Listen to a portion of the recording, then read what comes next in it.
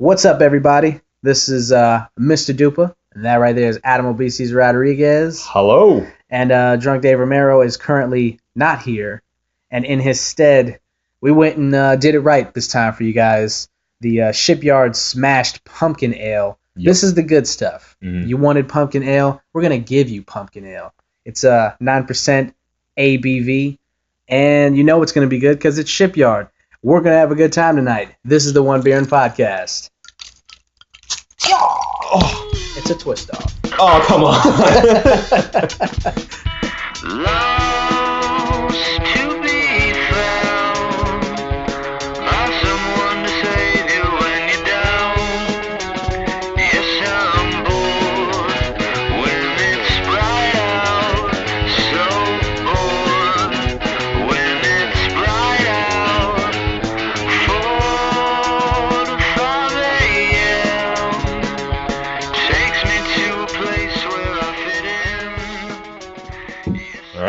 Let's do it. Clink, clink.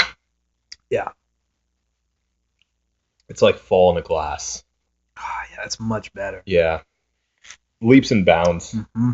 It has the fall spices in it too. Yeah, yeah. Like it's not just pumpkin. It's pumpkin spice. Maybe that was the difference. Yeah. I mean, obviously the Blue Moon didn't have a very significant pumpkin taste, but it also didn't have that spice. Yeah. That makes you think, it's Florida, so we're probably not going to get much fall weather, but no. We have it in this glass. This is what we need. You feel a cool breeze through the wind. Good stuff. Yeah. All right. This is the One Baron Podcast, episode 28, closing in on that 3-0, son. That means it's serious. Yeah, it's going to get serious. I was thinking about this before we go any further. We're almost 30 episodes in, right? Yeah. And on a lot of episodes, we drink 2 beers at a time. Yes. Think about how many we've done so far. How many beers we've reviewed. How many different beers we've had. Huh. I mean, we're closing in on, we're about to start touching World of Beer status. That's true. Just in our own home. We should have gone off the World of Beer list. Yeah, we could have. And just done the passport, It makes sense. Somebody's already collated an entire list of beers from around the world. That's true. Could have taken that. Yeah, well, then at the same time, though, we try to keep it local most of the time. Yeah. Not most of the time. Sometimes we try to keep it local. But, yeah. But, I mean, if you, just put that in perspective a little bit. How many we've had so far. Yeah. Explains the extra 10 pounds. No doubt about it. Worth it. As I spill on myself. Yeah, that's good. It's less intake for you. I like this shirt. And this beer, too. Yeah, I'm getting rid of this. So, yeah. Well, talking about how much you like your shirt and how much I like this beer, how much do you like this beer? I really like this beer. If I had to give it a number, I'd say 5? 5 as well. I had to think about it. I was leaning towards 5.5, but we did a couple 5.5s last episode, too. Yeah. So. And are these as good as the Rogues? I mean, that's the question you got to ask yourself. Very good point. Once we, reach a pretty high rating, now we've got to base it off of that. Well, we've talked about putting up an entire list of our reviews. Mm-hmm. So I think that'll be important to look at to kind of gauge if, how well we've been doing this as far as, keeping a standard up. Yeah. Some kind of consistency. Yeah, we need that consistency. So I think maybe I'll get David on the Excel spreadsheets. Well, we'll see. So, 5 and a 5 for the Shipyard. Shipyard's always pretty good. Yeah. So generally, not surprised. Solid brewery. I've actually had this one in the past, and definitely recommend it for that pumpkin beer aficionado. All right, there you go for that fall season. All right, so let's dive right in. Me and you have had a chance because we pre-ordered like bosses, picked up first day like bosses. Destiny. Yep. It's no doubt about the most talked about game of the year so far. Most hyped. Probably going to be one of, if not the most successful game of this year. Yeah. The reviews for it have been kind of up and down. Some people saying it meets the hype. Some people saying it has an identity crisis. It doesn't know what kind of game it wants to be. Mm-hmm. I've heard other people saying that there's not enough content in it. Mm-hmm. It's very shallow. A lot of people are saying the fun doesn't last. But we've had a first-hand experience. We've been able to play for about a week now. Mm-hmm. So, first impressions. Well, as you were talking about it, my legs started to shake because I actually want to go back upstairs and start leveling up. Yep.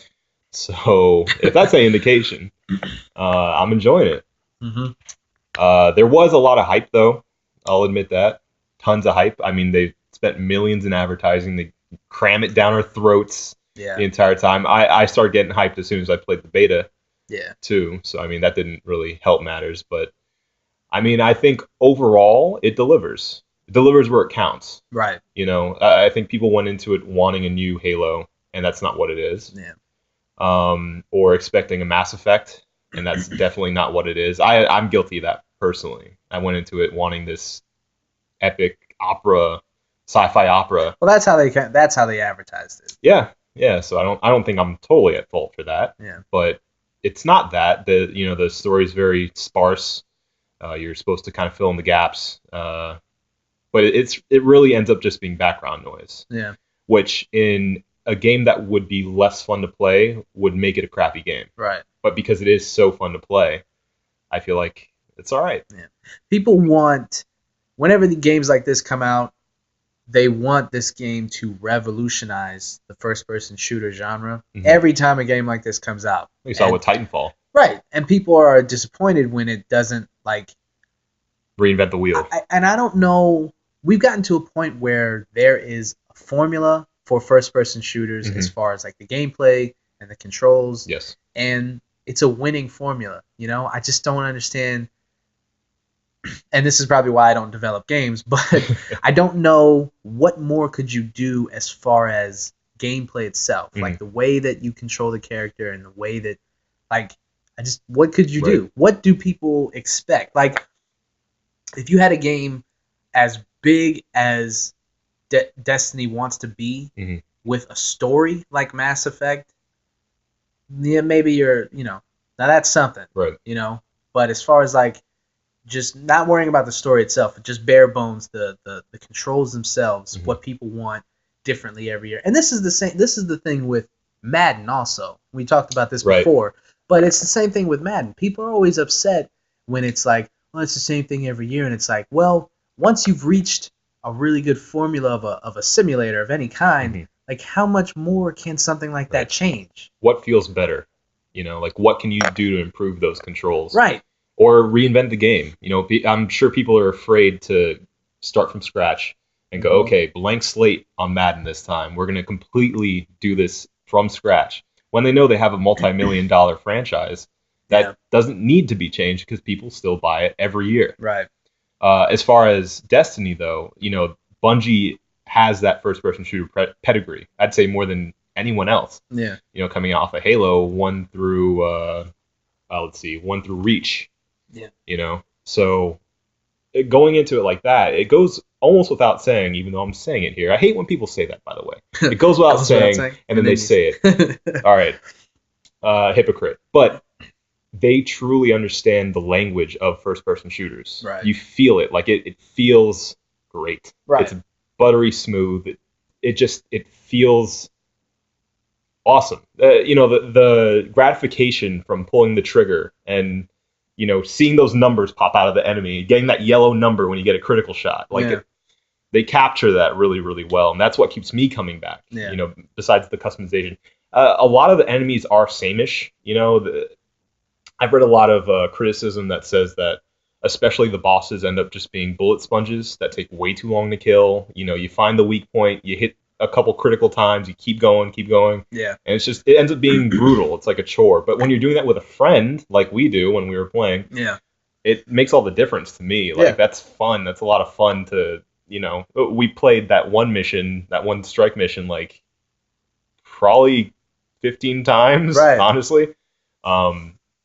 So, that's what I wanted out of that experience, and that's what I got. Right. I had to reevaluate once I first got my hands on it and really delved deeply, because I felt like it wasn't really achieving what I was expecting of it. Yeah. And I felt a little disappointed at first, but as soon as I readjusted the hype, I guess, for what the reality is, yeah, I'm loving it. Yeah. I mean, the first couple hours of the game, you if you're not going in with very many expectations, you're going to be floored by it. Mm-hmm. The first couple hours. Once you really start delving into it, then you start, certain things start popping up. Like we talked about this before, like the loose storyline. Mm-hmm. The narrative is not very, like you said, it just becomes kind of background noise after a while. Yeah. When you first start playing, you're kind of like, well, that's fine. I'm cool with that because this game is just so much fun. It doesn't matter. Mm-hmm. But once you start dedicating like the real hours to it, yeah. and then you start realizing like, okay, we're literally just going to a planet and then just shooting our way through the planet until we have to, worry about a horde, destroy the horde, then a boss, then it's over. There's a formula to each level. Yep. Once you start realizing that, and then the narrative doesn't really do much for you afterward, you start to these things start to grow in sore thumb measure. And so yeah, like the gameplay itself, if it wasn't so much fun, that would be really hard to ignore. Yeah. Stuff like that. And for like multiplayer hounds in particular, there's not really, I don't feel like there's a real basis like something like Call of Duty has. Like when you're about to get into another match and you see like the matchmaking screen, they don't have that in Destiny. Oh, right. I see what you're saying. Yeah, I was wondering about that too, because we don't get to pick the map. We don't get to pick we get to pick what we're doing, but like you can't really customize it the way I would like to in multiplayer. Right, and I've heard that complaint throughout the internet, that the people that were looking for a new Halo are very upset at Destiny because it seems to be this automated, almost dumbed down experience, because you can't set, I just want this to be shotguns and knives on this map. Or, that little customization, the minute customization of things is gone. You just have to accept what they give you, basically, each round. So, I mean, that seems like something they'd be able to change in the future. So it's not to say that won't ever come out. Yeah. Which is why this isn't like a concrete review, more of just a weekend. Yeah, first impressions, basically. Yeah. But, yeah. One nitpick I have, I don't like that once you throw your explosive, you have to wait for it to cool down. Mm-hmm. That doesn't make sense. If you respawn, you should have all your stuff back. Right. Like, why should your death, the consequences of your death, carry over to your respawn? Mm-hmm. You know what I'm saying? I haven't noticed that. Does that happen with your special too? Or do you keep your special? I think you keep your special. You keep your special. I mean, if you use it, obviously. Oh, yeah. But yeah, you keep it throughout the whole game, regardless of dying or whatnot. You keep it actually, like, it'll carry over to each game. But yeah, your explosives or your special, like for the hunter, it's a throwing knife. Right. If you toss it, that's it. Like, and that's why, like, you have to be smart about when you throw it, but you shouldn't have to. It's an explosive. Like, you should just get that back every time. Yeah. Like, why is there a cooldown time for an explosive? For my class, I'm a warlock, and I said that really nerdy. Yeah. I'm sorry. Let's pause for a second. Excuse me, warlock. So I'm a warlock class, and so with my perks, my specific setup, if I melee somebody, that adds to my cooldown. Or it makes my cooldown lessened by a substantial amount. So I'm running around just slapping people in the face, and that helps me get mine quicker. That would be very convenient. I've read that the warlock class, basically the best class in the game, really. I mean, if we're really... I didn't want to say it. I mean, it was... when I played it for a little while, and it was just, like, immediately, like, more devastating. Like the Nova Bomb. Oh, it's the best. Just... Come on, son. Yep. How does the other... I know the Titan has the big, like, punch to the ground, but, like, the Hunter can't do any of that. We get the cool cloaks, though. Yeah. And that's all that matters. You guys are like ninjas. we look cool. Yeah. But yeah, I mean, I guess overall to kind of cap that one off, I'm really enjoying it. There's a lot of changes to come. There's a lot of new content to come. Hopefully it'll be what it needs to expand past the stuff that we've been seeing, over and over again from playing this just for the first week. Right. So I understand the people that are saying that it just seems like the same content redone over with a new boss at the end. Yeah. I get that, but playing co-op, there's not a lot more fun. Yeah, than that's true. Getting in there with a bunch of friends. Like when me, you, and Gavin did it, it was really fun. Yep. And when Drunk Dave finally gets going, it's gonna be fun. So at least that is their saving grace. I mean, the co-op is so much fun. Yep. So much fun. It doesn't matter that the game could be repetitive as hell, and it kind of is repetitive, but it's fun enough that it holds your interest, no matter how long we're sitting there grinding out. Yeah. If you're a loot whore, this is the game for you. Yeah. Just that satisfaction of seeing a little green engram come out of an enemy you just kill, running to it, picking it up. And I think it's a good game for people who haven't played MMOs but have been interested in that type of game. Me, for instance. Yeah. I've been interested to see why people like games like that so much, and I can see why. Like, the grinding is very satisfying once you reach a level that you become really powerful, and it's satisfying. Yeah, it's a good gateway drug for you. Definitely. And with the raids coming out, I mean, once we can all get into that. It's a 6-player,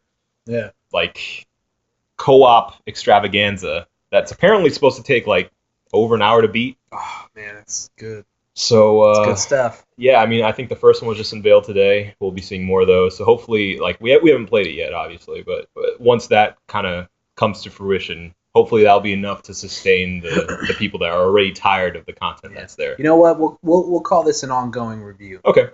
Because Dave will get it, and then he'll start to level up, and then we'll talk about the expansion packs when we finally get them and stuff like that. We'll call it an ongoing review. Okay. So no numbers, kids. Just if you want a good first-person shooter, get it. If you want, just decent multiplayer, I would say get it. Yeah. If the advertising even remotely interested you, get it.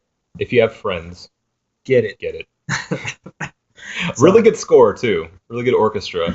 Yeah. It is. It's very nice. It's very beautiful sounding. Yep. They really capture Halo-y. the definitely. They capture the whole space opera thing that they were going for. Yeah. Definitely.